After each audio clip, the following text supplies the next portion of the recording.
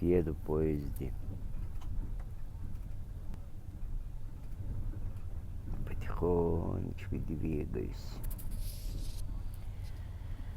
Это жизнь.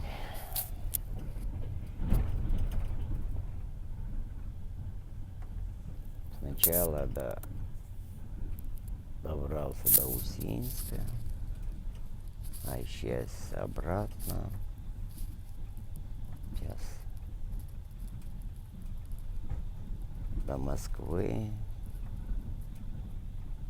потом до Шумерли, потом Порецкая.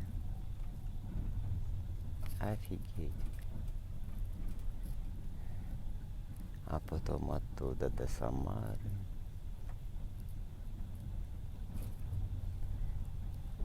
Двигайтесь больше, сидите меньше, займитесь фитнесом.